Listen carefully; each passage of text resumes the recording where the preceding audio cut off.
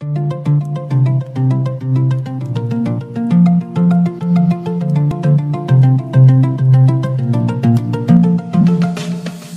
tardes a todos, a los que se vienen conectando recién, que no he saludado.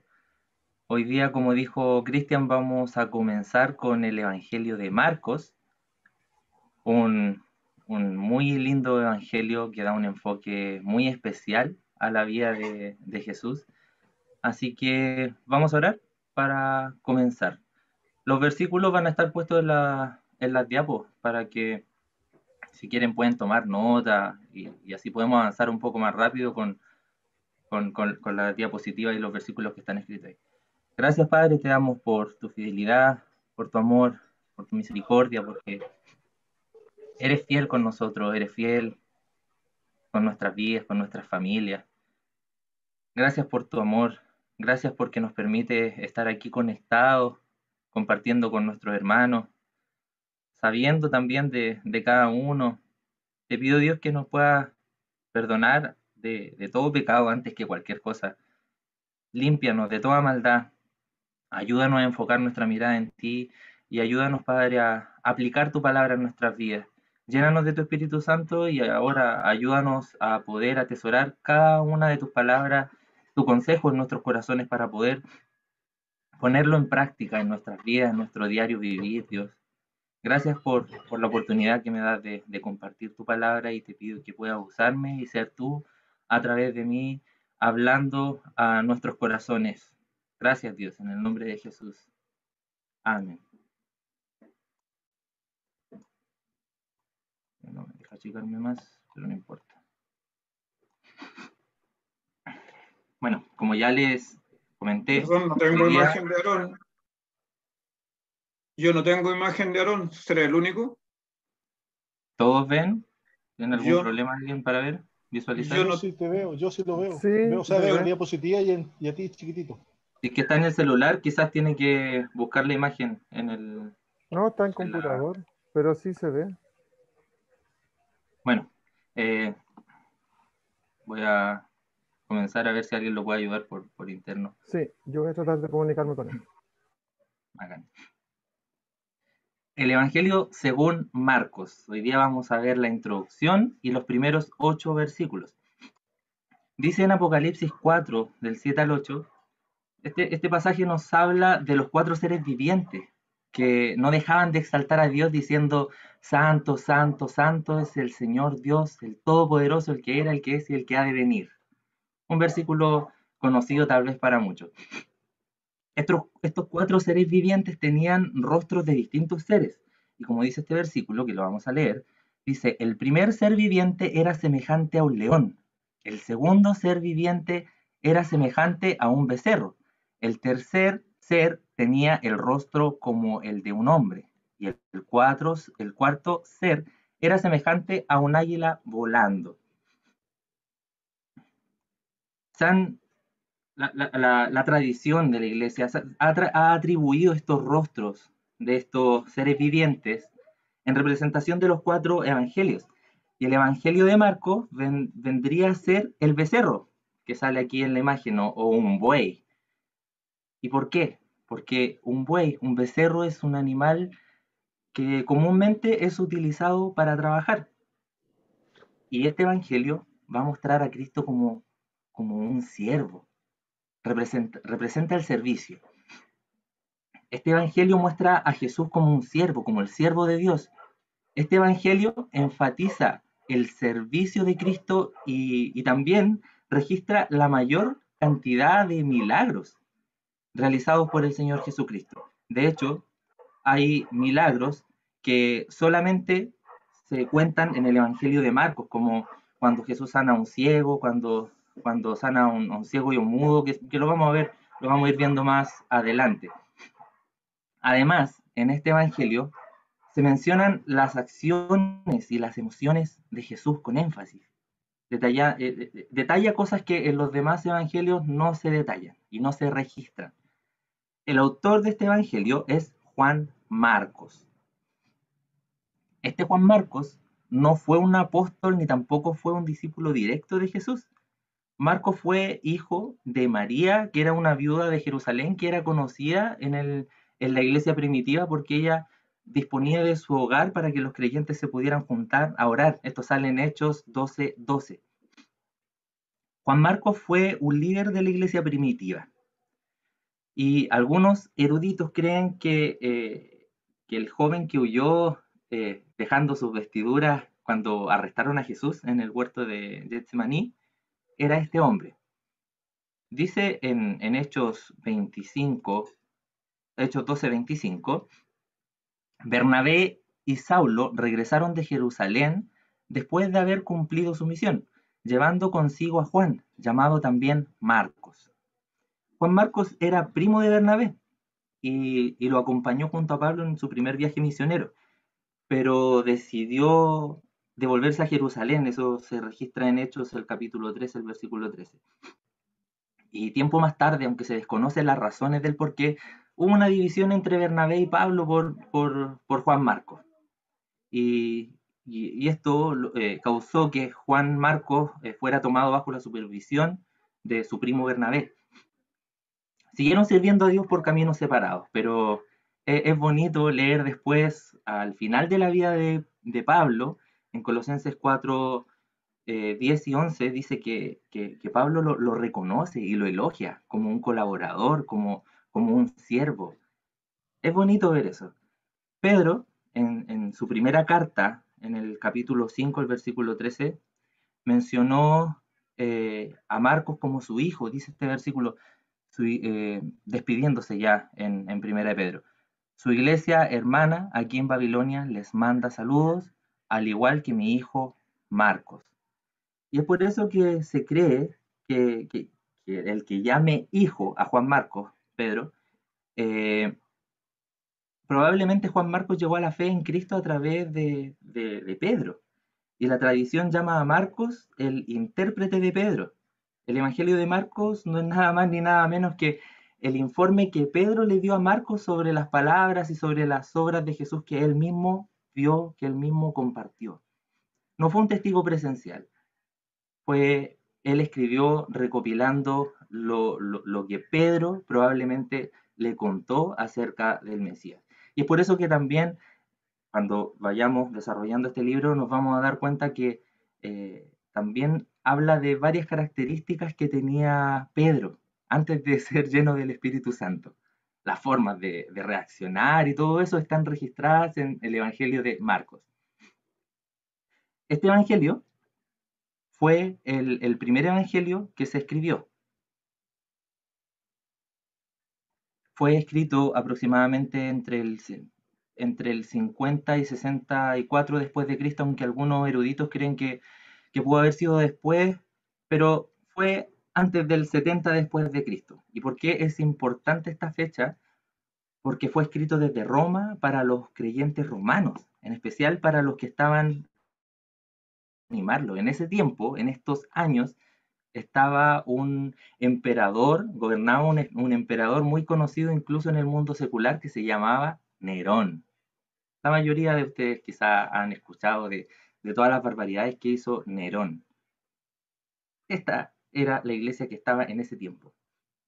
Muchos conocían lo que Cristo había hecho y se convertían al cristianismo, verbalmente, por lo que ellos iban escuchando. Lo que hizo Marcos fue recopilar toda la información y hacer una biografía, algo que pudiera preservarse con el pasar de los años. Y incluso después los demás evangelios toman modelos de Marcos para escribir sus relatos. O sea, estamos ante el fundador de este género de evangelio, Juan Marcos. El versículo clave de este libro es el capítulo 10, el versículo 45. Y dice, porque ni aun el Hijo del Hombre vino para ser servido, sino para servir y para dar su vida en rescate por muchos. Ese es el versículo central. Y alguien dijo por ahí que el Evangelio de Marcos describe a Cristo en acción. que haya un mínimo de discurso y un máximo de acción. Y esto es algo que también me llamó la atención, porque al principio relata en 3 versículos la tentación, relata en 2 versículos el bautismo, y va relatando, va como al tiro a la acción, no da tanta palabra entre medio.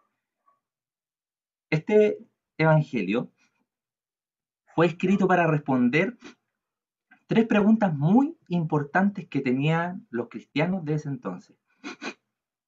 La primera pregunta, esto es como un bosquejo sencillo de todo el Evangelio de Marcos. La primera pregunta la hacía la multitud hacia el Mesías. Y la pregunta era, ¿quién es Jesús el Mesías?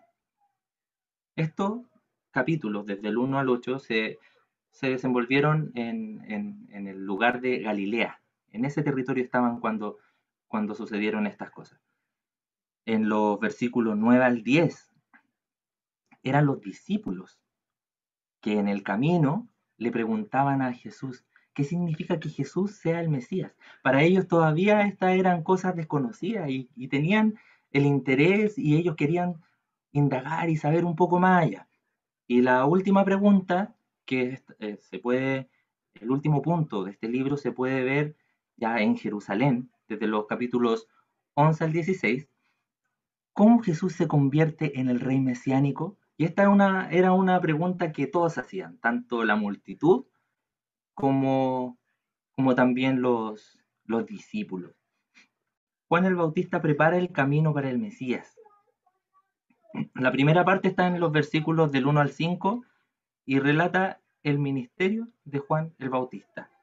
Y el segundo punto son los versículos del 6 al 8 en los que relata el mensaje de Juan el Bautista. El primer versículo es el único versículo en todo el Evangelio de Marcos que él va a dar una opinión personal, pero tiene mucho que ver con el contexto y a las personas que le estaba escribiendo, a los romanos, como les mencioné al principio. Versículo 1. Principio del Evangelio de Jesucristo el Mesías, Hijo de Dios. Como bien se lo comenté en la introducción, este fue el primer evangelio escrito. Pero a diferencia de los evangelios, por ejemplo, de Mateo y de Lucas, este relato no contiene el nacimiento de Jesús. Esta historia más bien parte con la historia de Juan el Bautista, como un heraldo, como un mensajero. Y así lo vamos a ver en los versículos que siguen. Sin embargo, Marcos presenta a Jesús al comienzo del Evangelio como el Mesías, como el Hijo de Dios, dejando la divinidad de Jesús en clara desde el comienzo. Recordemos que este Evangelio estaba dirigido a los romanos y los romanos tenían muchos dioses.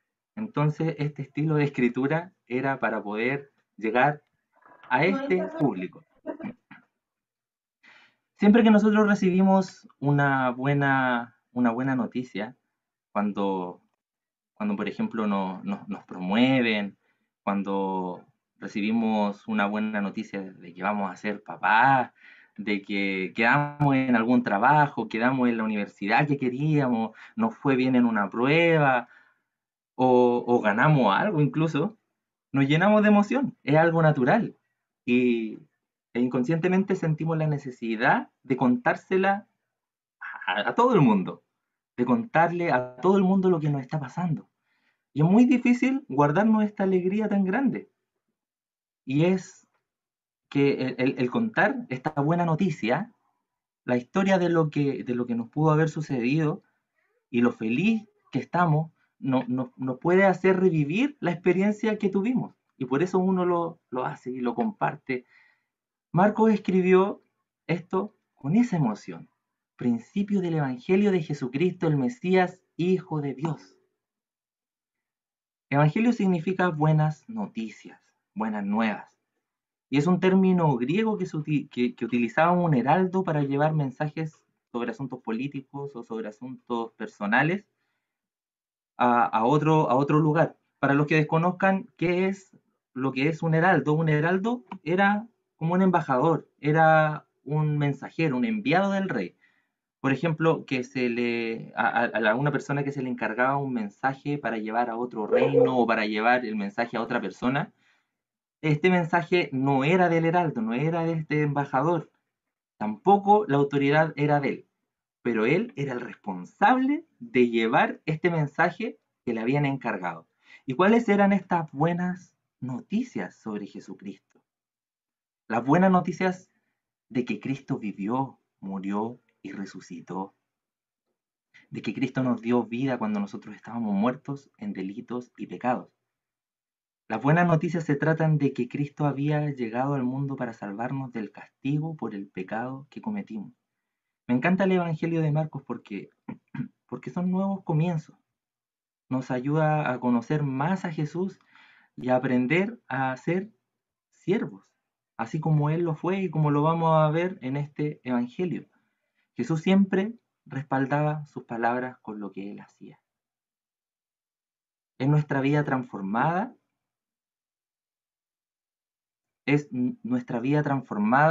porque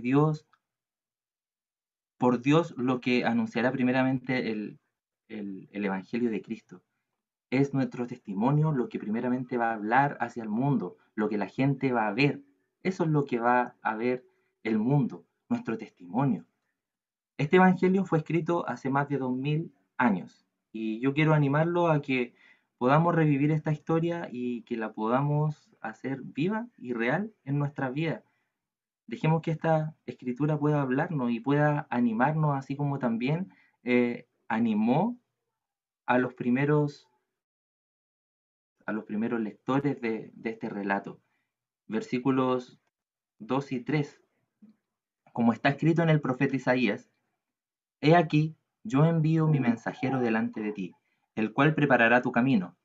Voz del que clama en el desierto, preparen el camino del Señor, hagan derechas sus sendas. Cientos de años antes, a través del profeta Isaías, Dios anunció la venida de Jesús y también anunció la venida de este mensajero que iba a preparar el camino, o sea, de Juan el Bautista.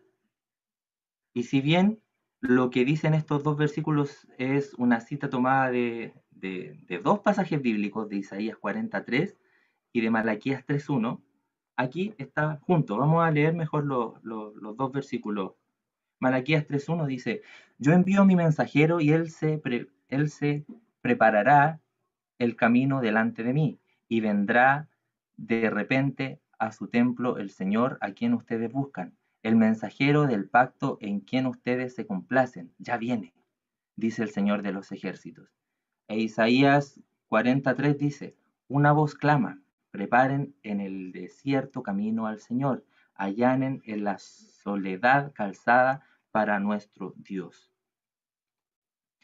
Esto que les dije que se mezclaron estos dos versículos no es extraño porque los judíos con frecuencia combinaban varios textos o partes de los textos que especialmente tenían palabras en común o palabras que eran clave.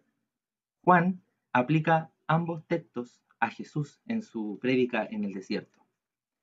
En los tiempos antiguos era común que los heraldos o que los mensajeros del rey viajaran antes de él para asegurarse que los caminos estuvieran seguros y que estuvieran en buen estado, y así el rey pudiera pasar por ellos sin ningún problema. Y también lo hacía para anunciar su llegada. Cuando a un pueblo llegaba, quizás en películas antiguas de Roma lo hemos visto, llegaba alguien en su caballo anunciando, todos se preparaban porque sabían que alguien superior a él iba a venir. Este mensajero prometido que pregonaba y preparaba el camino del Mesías era Juan el Bautista y anunciaría la vida de Jesús. Esta es otra razón por las cuales el Evangelio de Marcos no habla del nacimiento de Jesús, ya que en la cultura romana tenían una estructura, tanto cultural como de lectura, que siempre llegaba alguien más, llegaba un heraldo primero y después llegaba y se mencionaba en lo escrito a la persona que era más importante. Y por eso este estilo de escritura. Hay algo muy, muy importante también en hay algo muy importante de mencionar, es que fueron 400 años de silencio, 400 años que Dios no habló con su pueblo a través de ningún profeta. El último profeta y el último libro del Antiguo Testamento es Malaquías. Y esta es la última vez que Dios habló con su pueblo. O sea, lo que estaba pasando ahora era realmente impresionante. 400 años que Dios no había hablado con su pueblo y ahora estaba hablando a través del profeta Juan el Bautista. Dice en Lucas 3:15, como el pueblo estaba a la expectativa y todos se preguntaban en sus corazones acerca de Juan, si no sería él el Cristo. El pueblo estaba expectante. Juan tenía la atención del pueblo, pero siempre estuvo y mantuvo la humildad, siempre cumplió su llamado con humildad y dando la gloria que solo el Mesías merecía y que solo al Mesías le correspondía. Sea lo que sea en lo que tú puedas estar sirviendo al Señor, recuerda que Él es el protagonista. Nosotros solamente somos instrumentos en sus manos, pero Él es el protagonista de nuestra historia, de nuestra vida y de todo lo que podamos hacer.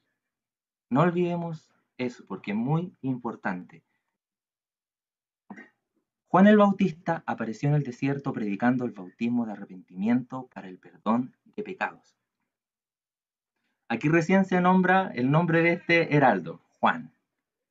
Juan era primo de Jesús. Sus padres eran Zacarías y Elizabeth. Los otros evangelios lo mencionan. Era una familia sacerdotal, eran descendientes de Aarón.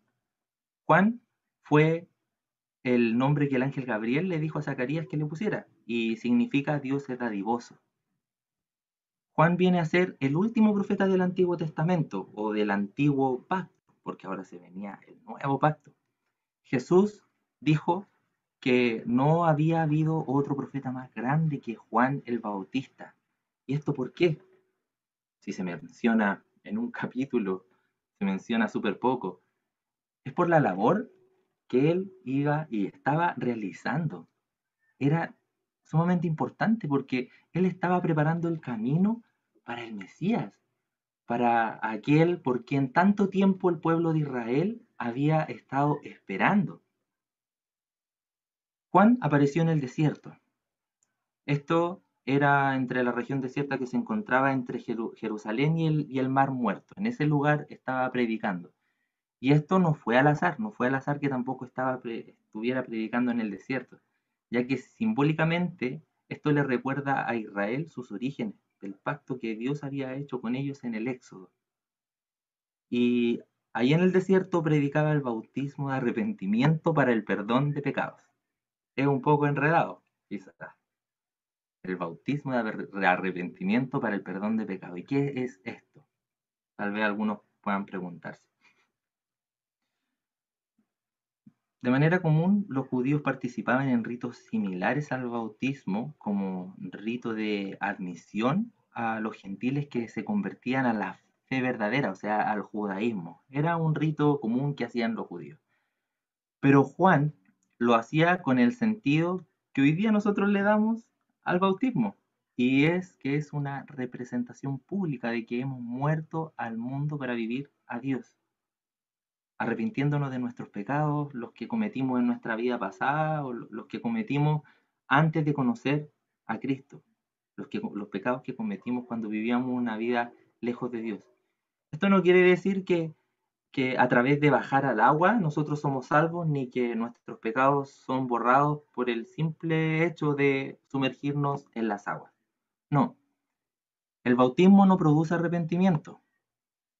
Ojo, es al revés.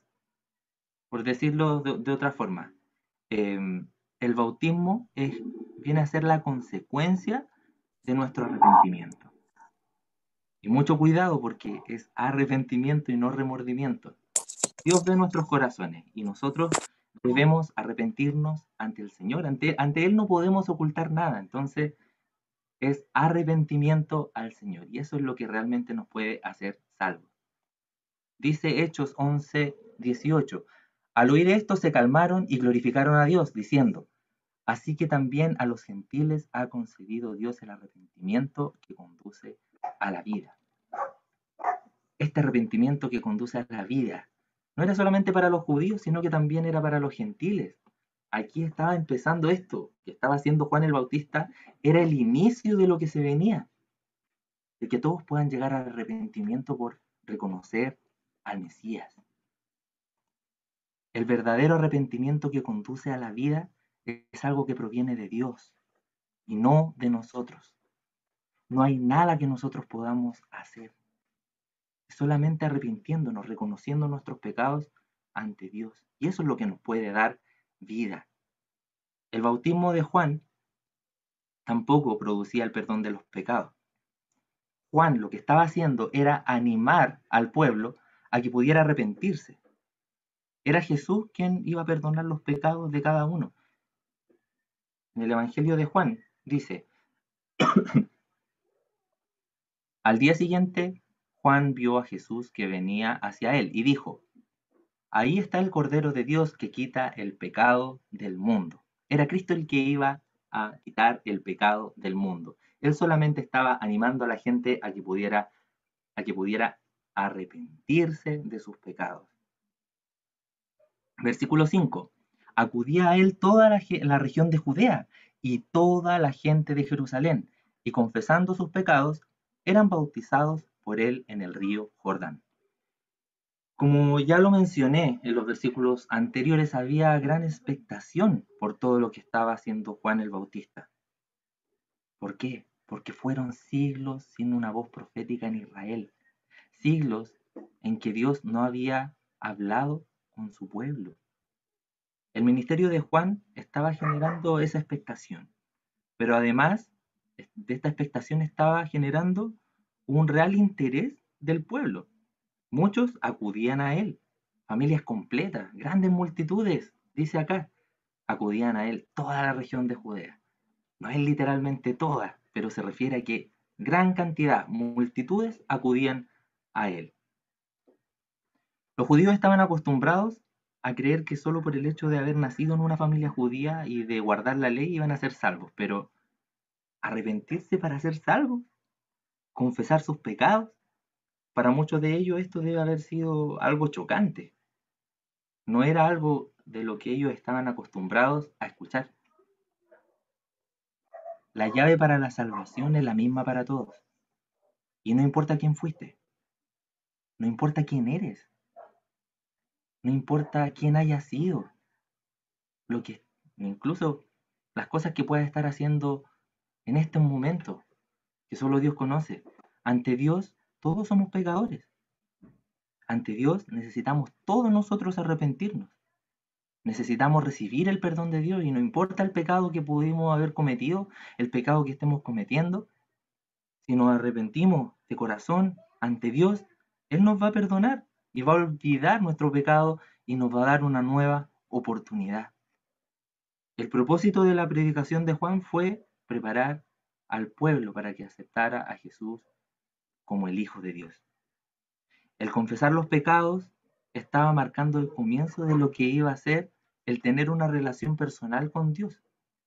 En el antiguo pacto, los pecados eran perdonados, ni siquiera eran perdonados, eran cubiertos mediante el sacrificio de un animal.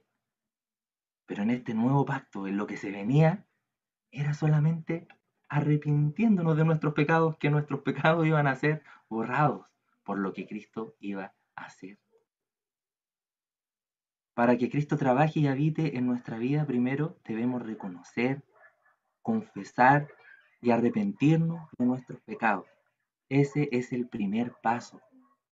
Para que Cristo trabaje y habite en nuestra vida, lo primero que debemos hacer es reconocer, confesar y arrepentirnos de nuestros pecados. Y tenemos que tomar decisiones radicales.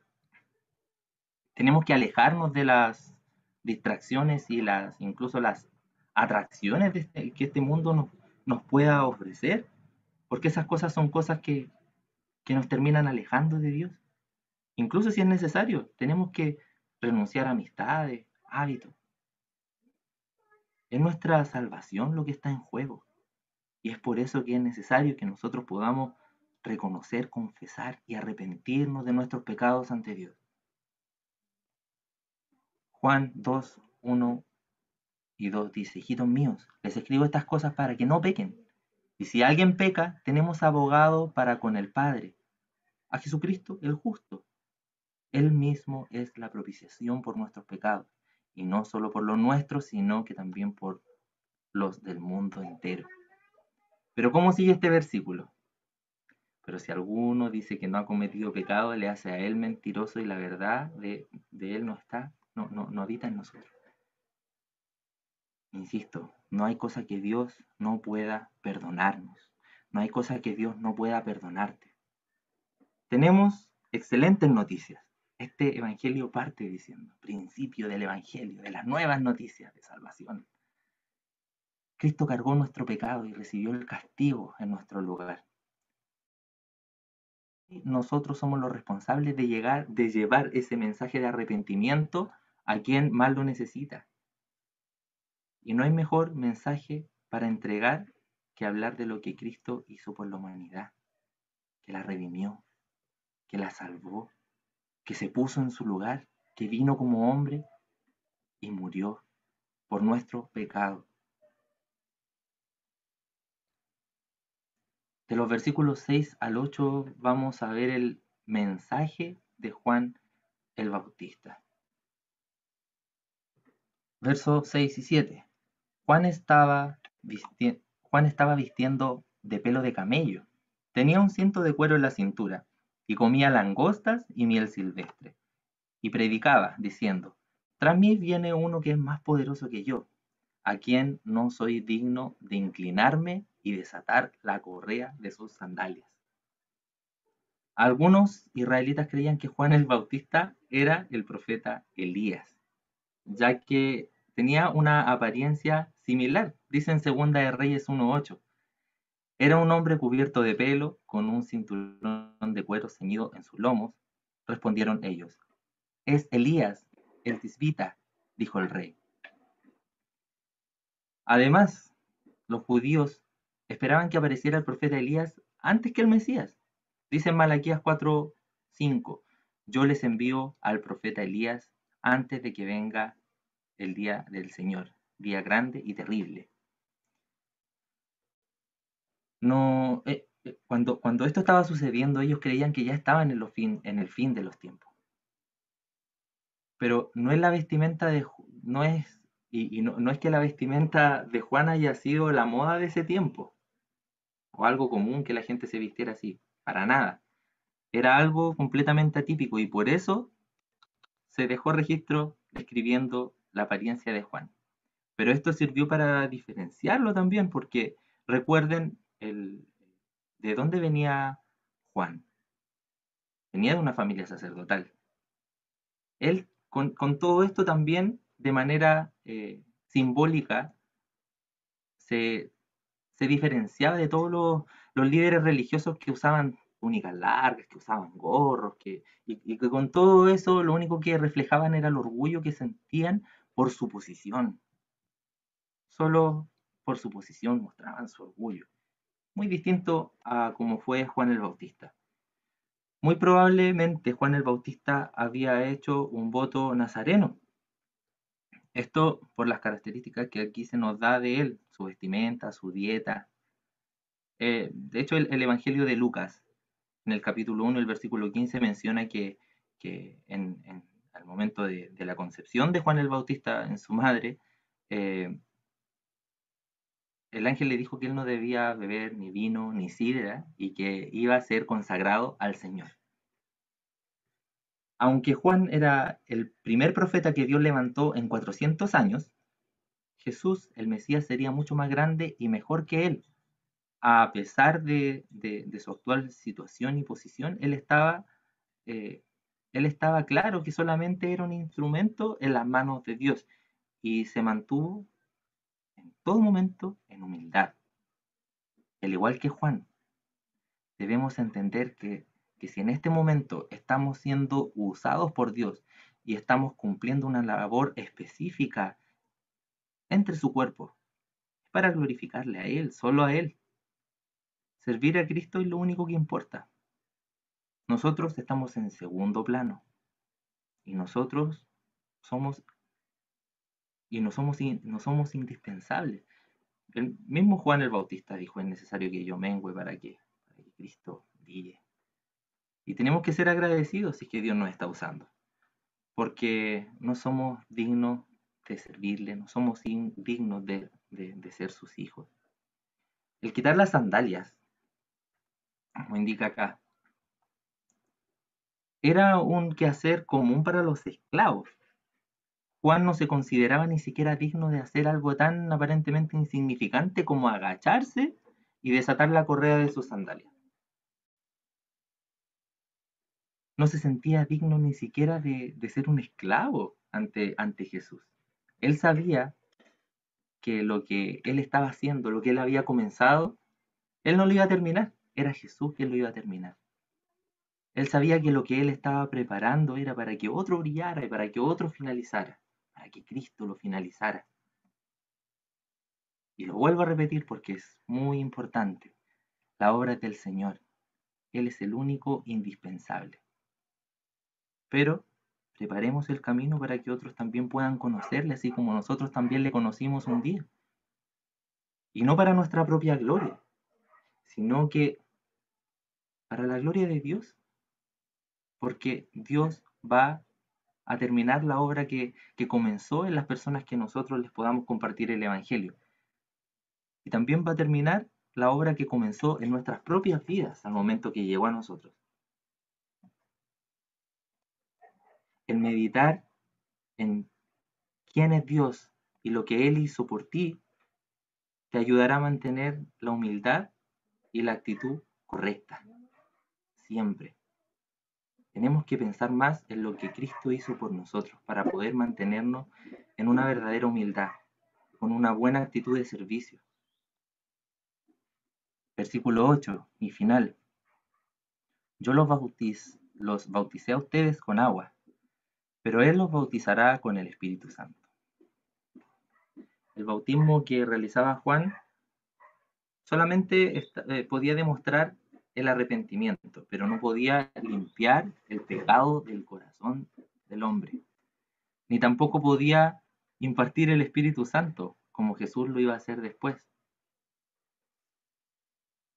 El bautismo que realizaba Juan solo podía preparar a una persona para recibir el mensaje de Cristo. Y solamente podía demostrar la humildad y mostrar la disposición que una persona puede tener para abandonar el pecado. Esto solamente estaba marcando el comienzo de un proceso espiritual. Esto era algo que estaba comenzando. Porque con el bautismo del Espíritu Santo, nuestras vidas son transformadas. Las vidas de estas personas iban a ser transformadas también a través del Espíritu Santo. Voy a leer varios versículos con respecto a la importancia de la llenura del Espíritu Santo, para que nos quede claro. Dice Juan 14:16, entonces yo rogaré al Padre, y Él les dará otro consolador para que esté con ustedes para siempre. El versículo 26 del mismo capítulo. Pero el consolador, el Espíritu Santo, a quien el Padre enviará en mi nombre, Él les enseñará todas las cosas y les recordará todo lo que les he dicho. Cristo dijo a sus discípulos que no los iba a dejar solos cuando Él partiera de este mundo, que iba a enviar al Espíritu Santo, al Consolador, que les iba a enseñar todas las cosas, que le iba a recordar la palabra. Y esa es la importancia que nosotros tenemos de poder estar llenos del Espíritu Santo. Esta era una promesa, la promesa del Espíritu Santo, y fue prometida en Pentecostés, cuando el Espíritu fue derramado en todos los creyentes. Pero hoy mismo, ese mismo Espíritu Santo es derramado en abundancia en cada uno de nosotros, solamente si te lo pedimos.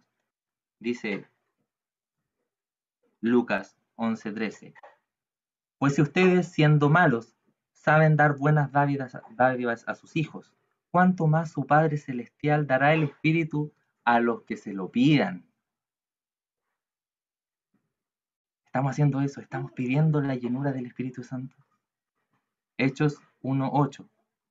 Pero recibirán el poder cuando el Espíritu Santo venga sobre ustedes, y serán mis testigos en Jerusalén, en toda Judea y Samaria, y hasta los confines de la tierra. Hechos 4:31.